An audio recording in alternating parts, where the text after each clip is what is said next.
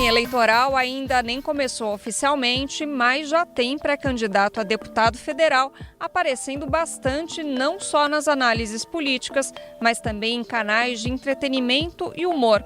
Emanuel Gomes, conhecido pelo hit Caneta Azul, que deve sair candidato a deputado federal pelo Avante de São Paulo. Ele participou de uma entrevista no canal do Paulo Matias e se negou a dizer quais são suas propostas.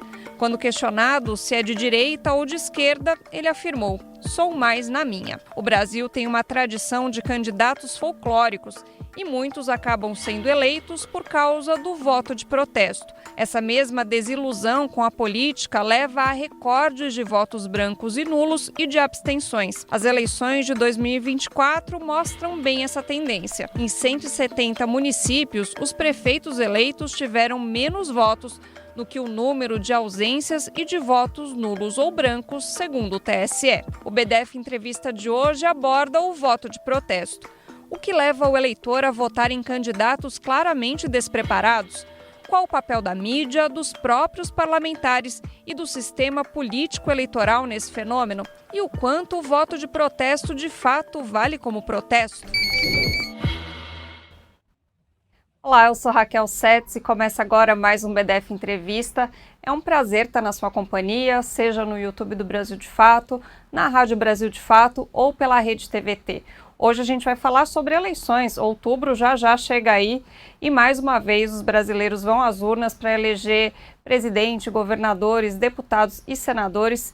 E para falar sobre esse assunto, sobre o voto de protesto, eu recebo o Rodney Amador, que é professor do curso de pós-graduação em Ciência Política da Fundação Escola de Sociologia e Política, a FESP-SP. Rodney, obrigada pela sua participação aqui com a gente. Eu que agradeço, Raquel. É um prazer estar aqui com você e com todos os ouvintes e espectadores da Brasil de Fato. Rodney, vamos lá. Primeira pergunta que eu queria te fazer: o que leva um eleitor a votar numa figura como o Manuel Caneta Azul, o Tiririca ou outros tantos candidatos folclóricos que a gente já teve no Brasil? Bom, tem uma série de fatores que podem influenciar esse voto de protesto, né? Acho que o primeiro ponto é uma certa descrença com relação ao sistema político, uma certa descrença em relação aos partidos, aos candidatos. A gente tem acompanhado, por exemplo, pesquisas, e geralmente elas são feitas, historicamente feitas no Brasil, a respeito da confiança das pessoas nas instituições, especialmente instituições políticas, e geralmente essa confiança costuma ser baixa. O brasileiro não confia, não gosta de instituições políticas, pelo menos é o que dizem essas pesquisas. Então, o resultado disso, geralmente, é que essa busca, né, por um tipo de expressão política que, ainda que seja legítima, ela acarreta consequências relevantes, né, é muito expressada por causa dessa falta de confiança, dessa falta de crença no sistema político, nessa falta de entendimento, às vezes, do que é o sistema político. Então, esse seria um primeiro fator. O segundo fator é que muitos desses candidatos que acabam vindo a ser nomes de votos de protestos, eles têm apoio midiático, eles têm espaço na mídia, então eles acabam sendo mais conhecidos do cidadão comum, do cidadão normal, do que os próprios candidatos que não seriam de protestos, né, dos candidatos que de fato vão entrar nos cargos eletivos, seja para o nível, seja para a esfera do legislativo, seja para a esfera do executivo, e de fato governar o país, né? Então esses grupos acabam sendo, esses candidatos acabam sendo mais famosos, mais conhecidos, estão mais presentes dentro das casas das pessoas, dentro dos círculos de amizade das pessoas, onde elas buscam informações, do que os candidatos propriamente que não seriam de protesto, né? O Manuel Caneta Azul está aparecendo bastante na mídia, inclusive, né? Teve um outro trechinho dessa entrevista que ele deu no canal do Paulo Matias, que o Regis Tadeu, que é um crítico musical, estava muito nervoso com ele e perguntou: "Você sabe o que é um deputado federal?" E ele falou: "Não, eu só vou saber quando eu estiver lá, porque a gente só sabe trabalhar quando pega na enxada." E eu lembrei muito da campanha do Tiririca em 2010, que além daquele bordão Tiririca, pior que tá não fica, tinha uma outra campanha dele, uma outra propaganda dele, que ele falava: "Você sabe o que é um deputado? Eu também não sei, mas vota em mim que quando eu estiver lá eu te conto." Isso também reverbera muito, né? Tem boa parte da população que de fato não sabe o que um deputado faz, e esse tipo de discurso acaba reverberando nessas pessoas. Com certeza. Eu trabalhei durante muito tempo com estudos e ensino para escolas de periferia daqui da rede de São Paulo, ou mesmo até em obras, né? A gente levava conteúdos de ciência política, por exemplo, para canteiros de obras, para conversar com funcionários da construção civil. E em diversos momentos o que a gente mais escutava é: poxa, mas eu realmente não sei o que um deputado faz, não sei o que um senador faz. Então, parte do nosso trabalho nos últimos anos foi um pouco levar para as pessoas o que seriam essas informações sem um cunho partidário, sem um fundo de proselitismo político, mas para tentar suprir essa informação que a gente realmente acredita que falta. Né? Então, é um consenso entre pesquisadores, entre professores de ciência política, que falta formação política para o brasileiro. E uma formação política que não passe, por exemplo, por definir qual partido deve ser o melhor, né? Uma formação normativa do que deveria ser a política, mas uma formação propriamente positiva, conhecer, entender do que se trata, como funciona, para que serve, o que faz um deputado, o que faz um senador, o que faz qualquer outro cargo eletivo que seja eleito no Brasil. E então é muito visível essa falta de conhecimento. E aí esse tipo de mensagem, né, como a do Manuel, como a do Tiririca, alguns anos atrás, ela reverbera muito nesse senso comum do brasileiro de simplesmente não saber o que faz um político. A política acaba parecendo muito distante da realidade do brasileiro. Né? Então, o político está lá em Brasília, eu estou aqui na minha cidade e não me sinto afetado por uma decisão, por um projeto de lei que um deputado, um senador aprove, o que é um problema, porque senadores, deputados e qualquer outro cargo político eletivo tomam decisões diárias que afetam a vida de todos os brasileiros, né? Sejam às vezes um grupo específico de brasileiros, ou uma categoria, uma função social, por exemplo, mas existem decisões, por exemplo, quando mexe com previdência, quando mexe com direitos trabalhistas, ou com aumento de impostos, que afeta diretamente a vida do brasileiro, e esse desconhecimento acaba municiando, acaba fornecendo combustível para candidaturas como essa que, infelizmente, né, podem chegar lá e, de fato, não saber o que faz um deputado. Né? Então, Uhum. isso é uma questão complexa, né, no Brasil. Você acha que a mídia, né, a gente pensando aí na mídia comercial, na mídia hegemônica, tem um papel também nessa falta de informação da população? Acredito que sim. Acredito que seria necessário que houvessem campanhas, que houvessem propostas, pelo menos, ou políticas públicas voltadas para a formação política do brasileiro, né, para esse conhecimento de como funcionam as regras políticas, de como funciona o trabalho político no Brasil. E esse é um lado. Um outro lado é que muitas vezes essas campanhas de voto de protesto, eu digo, acabam tendo espaço, acabam tendo uma entrada na mídia, seja ela a mídia mainstream, mas principalmente mídias paralelas, mídias agora principalmente com as redes sociais, que contribuem um pouco para esse desconhecimento. Então, se a gente pensar, por exemplo, na história do voto de protesto brasileiro, né, quando a gente pensa, isso não é um fenômeno novo, isso não é um fenômeno das redes sociais, isso não é um fenômeno que começou agora, isso é uma coisa antiga. A gente tem registros, por exemplo, de votos de protesto com votos em animais, né, desde a década de 50.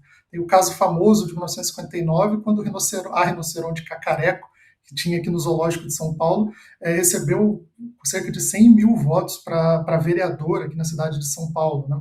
Então, depois, nos anos 80, teve o famoso fenômeno do macaco Tião, lá no Rio de Janeiro.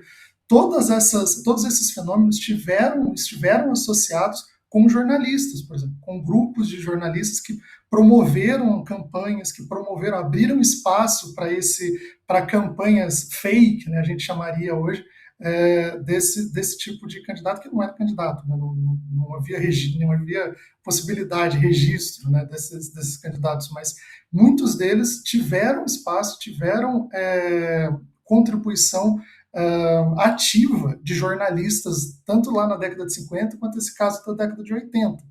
Então, a mídia cumpre um papel extremamente importante, tanto na informação né, de fornecer informações para o brasileiro sobre como funciona o processo político, sobre como funciona o trabalho do político, mas também ela tem um trabalho importante de tentar limitar o alcance dessas campanhas, por exemplo, que se a gente pensar bem, por mais legítimo que seja um voto de protesto, acho que isso é uma outra questão, né, a gente pode falar disso também, por mais legítimo que seja, essas campanhas acabam tendo uma consequência que pode ser danosa à confiança na democracia, à confiança nas instituições, à confiança no sistema político brasileiro.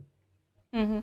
Rodney, deixa eu só te pedir licença para fazer um breve parênteses aqui, porque eu acho que a gente pode ter uma audiência da geração Z que não está entendendo como que um rinoceronte e um macaco foram candidatos.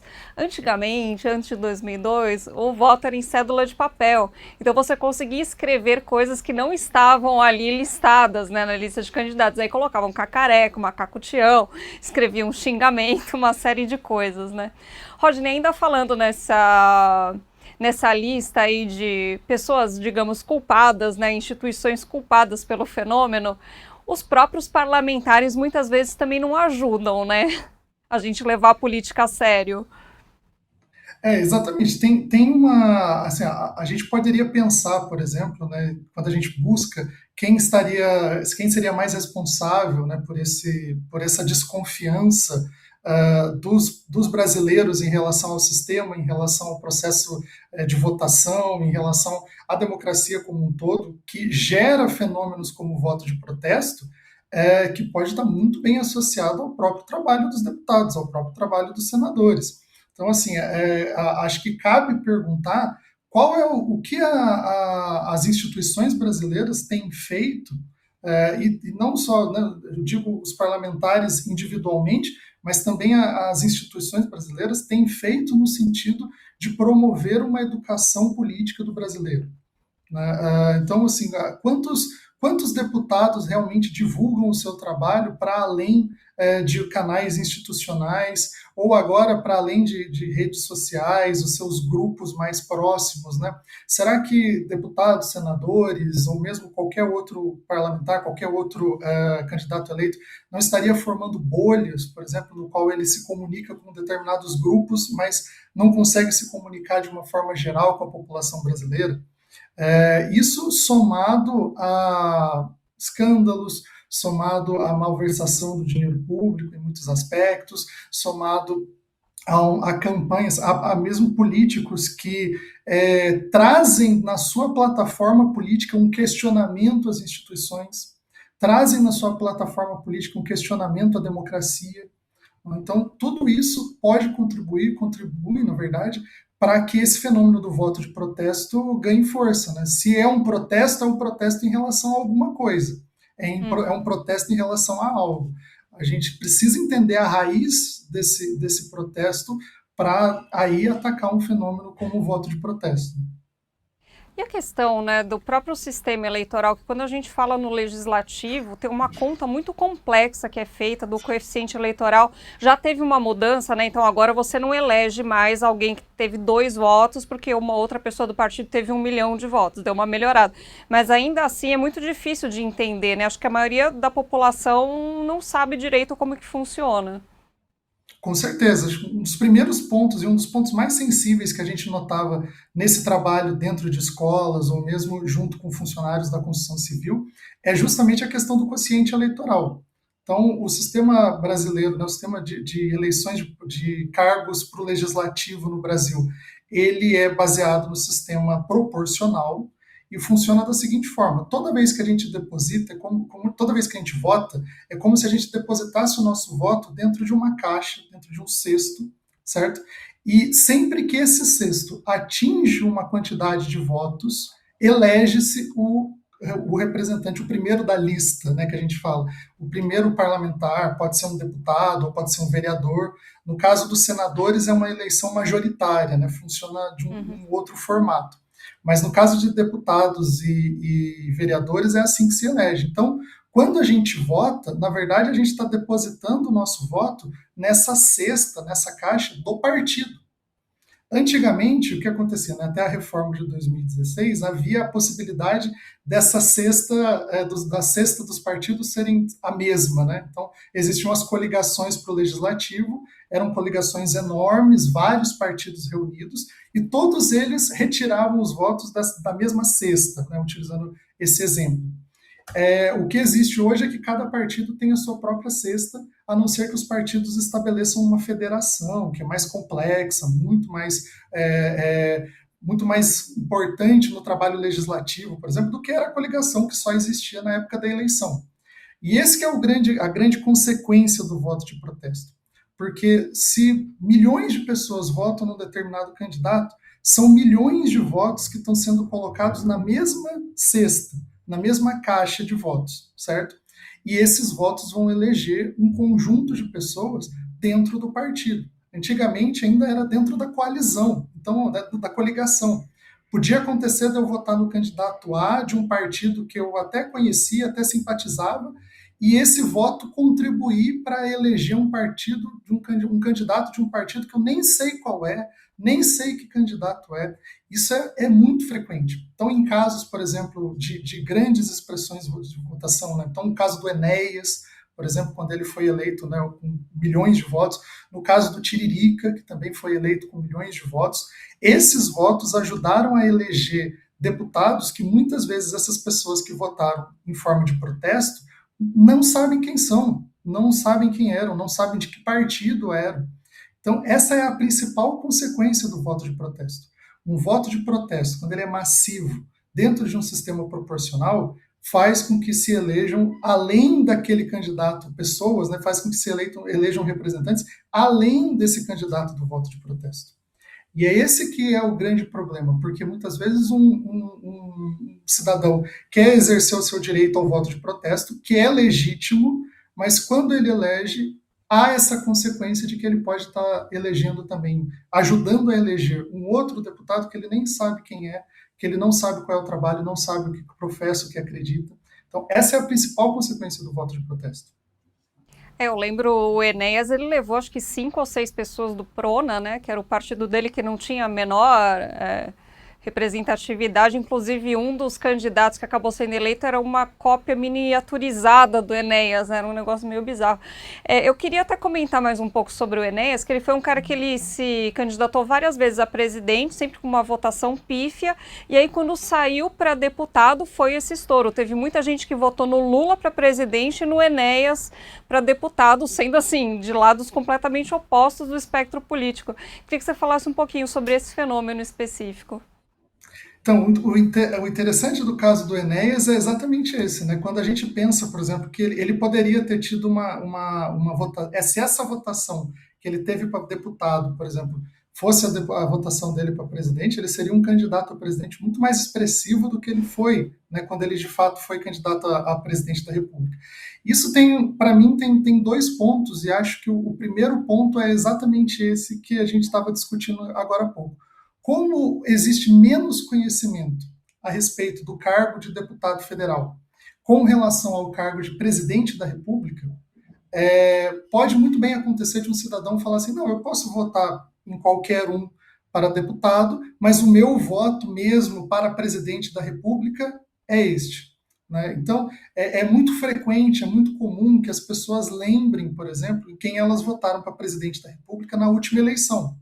Geralmente é onde estão a maior parte, por exemplo, dos conflitos a respeito sobre votação, das disputas, das brigas de família, por exemplo, em torno de eleições, acontecem com cargos, com votações para presidente da República. Então é um cargo ao qual as pessoas têm uma preocupação maior, muito porque é o cargo mais importante do país, é um cargo que aparece muito mais na mídia, né, do que um deputado, do que um vereador, qualquer outro cargo político. Então, eu posso muito bem votar o meu voto pode ser um voto mais ideológico, mais com uma crença política maior, pode ser para o cargo de presidente da República, e o voto para deputado pode ser qualquer um pode ser um voto de protesto. Então, para mim, essa é uma das primeiras coisas que explica essa votação do Enéas, por exemplo, né? Ele, de fato, não servia para o eleitor na candidatura a presidente da República, mas ele serviria muito bem para um cargo, né, para esse eleitor, especialmente esse eleitor que quer votar como um protesto, que quer votar como alguém que quer fazer um voto contra o sistema político, em muitos casos. Então, o Enéas cumpria muito bem esse papel no cargo de deputado federal. Então, o próprio desconhecimento do cargo contribui para que essa troca na cabeça do eleitor funcione. Né? E o segundo aspecto dessa votação dele tem a ver propriamente com a conjuntura política. Então, a depender do que está acontecendo na conjuntura política, votos de protestos ganham mais peso ou ganham menos peso. Então, em momentos de casos de grandes escândalos de corrupção, por exemplo, o voto de protesto ganha uma maior proeminência do que ele teria se não houvesse esses grandes escândalos, uma consternação pública em relação à eleição. Então, também tem isso. Às vezes, um candidato ele pode ser considerado sério no passado, mas ele pode virar no futuro um candidato de protesto e servir muito bem a essa vontade do cidadão de expressar sua rejeição ao sistema político, ao sistema partidário, e aí vai. Esses candidatos mais folclóricos, uma vez eleitos, como que eles costumam se comportar no Congresso? Então, tem de tudo, né? Tem deputados que se tornaram deputados efetivos, que começaram abraçaram alguma pauta, abraçaram alguma temática dentro do Congresso, e aos poucos eles foram deixando de ser esse candidato mais folclórico, mais ligado né, deixando de ser esse parlamentar mais folclórico, ligado ao programa de TV, ligado a alguma participação que ele tenha feito em reality show, e se tornado um político propriamente dito, que defende uma pauta, que trabalha para a proposição de projetos de lei, que fiscaliza o executivo. Então, existem votos de protesto que acabaram se institucionalizando, digamos assim. Existem votos de protesto, existem outros políticos que, de fato, permanecem como um voto de protesto, e aí quando a gente vai analisar a produção legislativa dele, é bem baixa, né? Então não participa de comissões, não propõe projetos de lei, não assume nenhuma frente parlamentar, por exemplo, o trabalho de uma frente parlamentar dentro do Congresso, não participa da vida dentro do parlamento brasileiro. Então, muitos desses votos de protesto acabam continuando sendo votos de protesto para sempre. Outros são institucionalizados. E aí é interessante porque há uma mudança, geralmente, né, quando esse candidato de voto de protesto se institucionaliza, há uma mudança na quantidade de votos dele. Geralmente ela diminui, geralmente muda-se a base eleitoral desses candidatos, porque eles deixaram de cumprir esse papel de ser um protesto contra o sistema e eles se tornaram parte do sistema, positivamente ou negativamente. Muito provavelmente para alguém que votou nele como protesto isso seria um problema, mas para o cidadão, né, para a política brasileira de um modo geral, seria maravilhoso que todos esses candidatos que tenham sido elegidos legitimamente por voto de protesto, isso não é algo ilegítimo, que eles de fato se institucionalizassem, que se tornassem representantes. Se eles representam esse voto que não quer que as coisas continuem como estão, o mínimo que a gente esperava, né, que a gente espera, é que ele seja expressão dessa inconformidade, dessa preocupação em relação à política que a votação dele expressou nas urnas. Então, esse é um pouco o ponto que a gente defende. Ele pode se tornar um deputado de verdade, né? Mesmo essa frase dele, eu vou descobrir o que faz lá dentro, isso, de fato, se ele acontecer, ele ser eleito, é o mínimo que a gente espera. O problema é que nem sempre isso acontece. Né? Eu lembro até que é um grande problema. Na primeira legislação do Tiririca, ele foi um deputado até que razoável. Ele até teve alguns projetos de lei, por exemplo, para crianças que são filhas de circenses, para poder frequentar a escola, tal, mas depois descambou também, virou golpista. Exatamente. O Manuel Caneta Azul, ele é um cara que está falido, né? Ele apareceu aí na mídia, que ele perdeu tudo e tal. E toda eleição também a gente tem ator desempregado, ex-famoso, esportista aposentado. A política, especialmente no legislativo, né? Que existe toda esse desconhecimento sobre o funcionamento e tal, acaba sendo uma via aceita, socialmente aceita, para uma pessoa se reerguer financeiramente, para voltar aos holofotes? Com certeza, né? O primeiro ponto é a mídia que a própria política vai trazer para ele, a própria campanha política vai trazer para ele. Então, é muito comum isso. A gente vê pessoas que não estão na mídia ou estão completamente fora de circuitos que costumavam frequentar, circuitos musicais, circuitos de televisão ou de esporte. A própria campanha política faz com que o nome dessa pessoa volte à mídia, né? Então, sempre vão sair listas de candidatos folclóricos, os candidatos do futebol, os candidatos dos reality shows. Então, esse é o primeiro ganho político que esse candidato tem, esse espaço que a mídia vai dar para ele logo na própria campanha política, né? E ao longo do trabalho legislativo dele, ele tem canais institucionais para isso. Hoje em dia existe um apelo muito maior para o uso, por exemplo, de redes sociais dentro do Congresso, dentro da Câmara, do Senado. Então, esse candidato que às vezes foi eleito, né, para tentar se reerguer na mídia, ele vai ter condições dentro do Congresso para, às vezes, continuar o trabalho dele como influencer, né, dentro do Congresso, justamente por causa da predominância que as redes sociais, que esses canais têm ganho dentro da política brasileira. Mas esse é o primeiro ponto. O segundo ponto que é interessante a gente refletir é quem é que está dando legenda para esses candidatos. Então, quais são os interesses dos partidos em relação a esses candidatos? Porque se são candidatos que expressam na sua fala, expressam nas suas ações um certo desprezo com relação ao sistema político brasileiro, com relação às instituições brasileiras, o que significa para um partido dar legenda para esses candidatos? Significa que talvez seja o uso da velha prática do puxador de votos.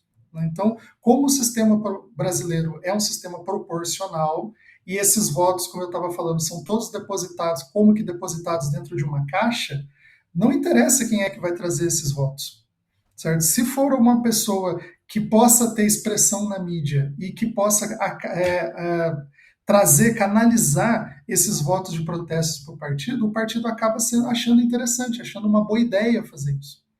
Então, tem os dois lados da questão. Há o interesse por parte do candidato em se tornar um nome desses de candidato de protesto, e isso alavancar muitas vezes a carreira dele para um espaço que geralmente ele tinha e que agora ele não tem mais. Mas do lado dos partidos também tem uma razão de ser, né? Esses candidatos, eles não estão enganando o partido, eles não estão de boa fé tentando falar, olha, não, mas eu realmente tenho um projeto, porque justamente como a gente acabou de ver no vídeo, às vezes não tem projeto algum. Então, o partido dar uma legenda para um candidato desse também é algo a se pensar.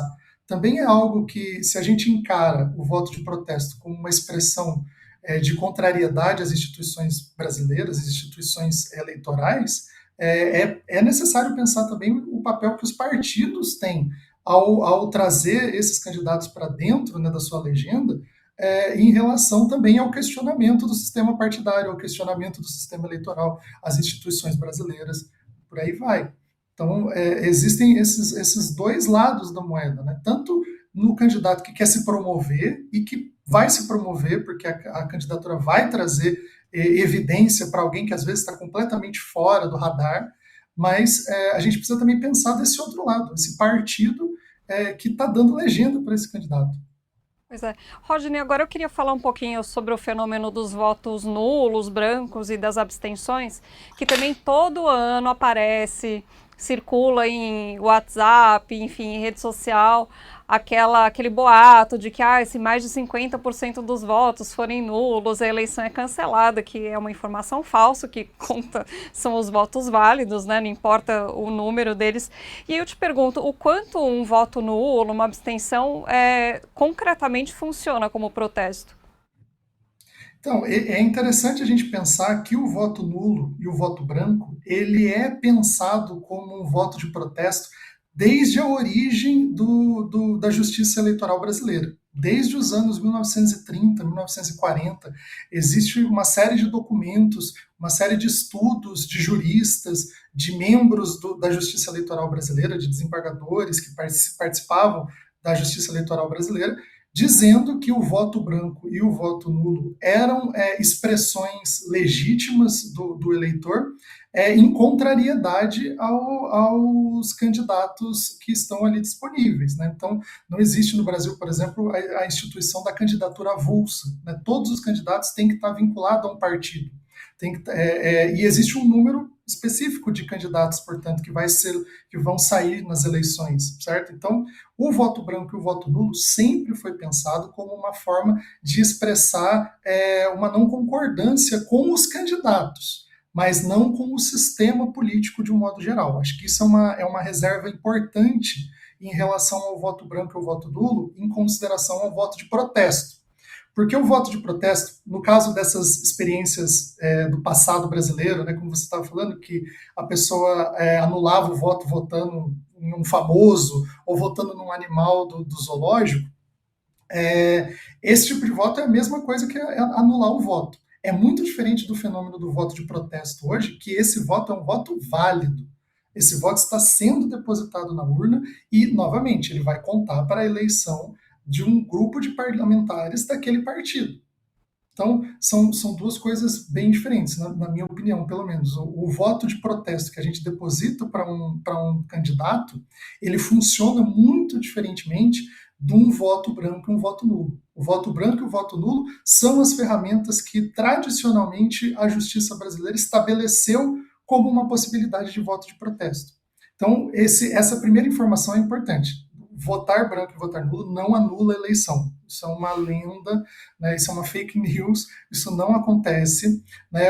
A conta do quociente eleitoral é feito somente em cima dos votos válidos. Então, o voto branco e o voto nulo, você literalmente anulou o seu voto. Seu voto deixou de valer para aquela eleição.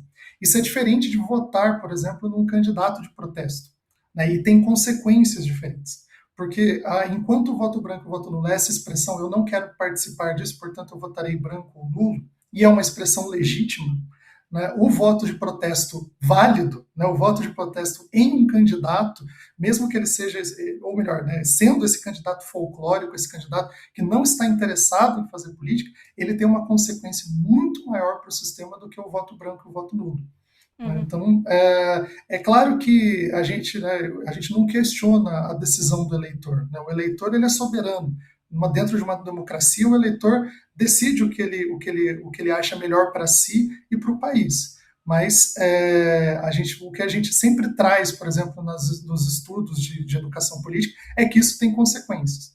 E a consequência de um voto de protesto em um candidato, portanto, um voto válido, é diferente da consequência de um voto branco e um voto nulo. Talvez as duas expressem a mesma coisa, uma contrariedade com aqueles candidatos. Mas o voto branco e o voto nulo é uma contrariedade dentro da própria instituição política. Sempre foi assim. O voto de protesto num candidato, muitas vezes, pode pôr em risco as instituições políticas. Pode questionar o sistema partidário de uma forma que seja antidemocrática, deletéria para a nossa política. Eu queria continuar um pouquinho mais nesse tema dos votos inválidos, né? Votos brancos nulos e também da abstenção. Então, por exemplo, teve várias cidades do Brasil, como a gente mostrou, em que os votos nulos e brancos foram os verdadeiros vencedores. Até cidades grandes, BH, por exemplo, Belo Horizonte foi uma cidade que o prefeito eleito teve menos votos do que os nulos e brancos. Mas aí eu te pergunto, o que isso muda concretamente? A gente sempre, né, nas análises, isso mostra um problema da representatividade, uma crise da representatividade, mas essa pessoa que vai ser eleita, ela vai levar essa crise em consideração? O que isso muda ou não?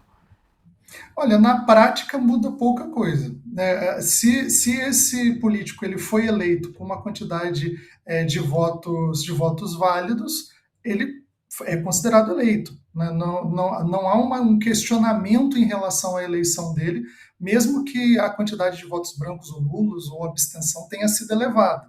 Então é isso, o prefeito nessas cidades onde os votos brancos, nulos e abstenções foi maior, né, a quantidade desses votos foi maior que a quantidade do voto do prefeito eleito, vai governar do mesmo jeito. Né? Ele vai ser eleito e será prefeito da cidade, mesmo com essa expressão evidente da população de que aquela não eram os candidatos, talvez, que eles gostariam de votar. Mas aí tem um ponto que é importante. Geralmente, né, isso tem diversos estudos de ciência política que têm mostrado isso, o voto branco, o voto nulo e principalmente a abstenção, mais até do que o voto branco e o voto nulo, pode estar relacionado a um contexto eleitoral específico.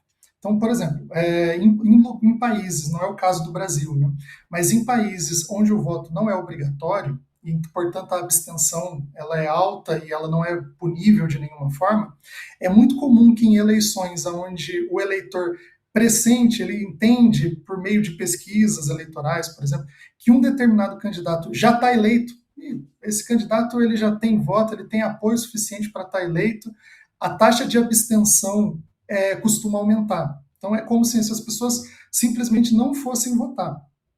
Então, num contexto mais competitivo, num contexto onde os eleitores entendem que a eleição está muito aberta, a eleição pode ser ganha por qualquer um dos candidatos, né, especialmente para cargos majoritários, né, para cargos do executivo, por exemplo, a taxa de abstenção e a taxa de brancos e nulos tende a diminuir. Então, geralmente, isso pode ser expressão, essa quantidade elevada de votos brancos, nulos ou abstenção, não necessariamente indica uma contrariedade em relação ao sistema, mas pode revelar uma contrariedade em relação àquela estrutura de votação específica, aquela eleição específica, que ela está sendo pouco disputada ou ela está sendo muito disputada. Então, por exemplo, as eleições para presidente em 2022 foram muito disputadas. A expectativa é que 2026 elas também sejam muito disputadas, seja uma diferença pequena entre quem ganhar e quem perder. Essas eleições tendem a diminuir a votação de votos brancos e votos brancos, votos nulos e principalmente a abstenção. Então, assim, do ponto de vista prático, não vai mudar. O candidato eleito, mesmo com uma quantidade expressiva de não votos, de votos inválidos, ele será eleito do mesmo jeito, certo? Mas tem essas questões em relação ao porquê que isso acontece. E aí um último ponto, Raquel, só para fechar esse ponto também, é que a gente assim, não se espera, né, que um candidato que teve menos voto que a votação brancos, nulos e abstenção, ele tem apoio político. Então, a grande consequência, na verdade, pode se refletir mais na taxa de rejeição daquele governo, da baixa popularidade desse governo, mas em termos práticos dele assumir e poder governar, isso não altera. Mas taxa de popularidade a gente sabe que é algo que acaba condicionando bastante as decisões políticas, né? Com certeza. Essa talvez seja a maior expressão dessa não aceitação, né, desses eleitores em relação àqueles candidatos que estão lá. O baixo apoio que esse candidato vai ter. E aí concordo em gênero, número e grau. Isso afeta, né, a forma como esse governante está planejando o futuro, a forma como as coisas que ele vai apoiar ou não, né? Então, determinadas medidas impopulares que ele poderia fazer se ele tivesse uma votação expressiva, ele talvez pense duas vezes em fazer ou não. Então, a consequência ela é mais da ordem da conjuntura política e menos da ordem da instituição política. Institucionalmente, ele é prefeito como qualquer outro, mesmo com uma taxa pequena de votos.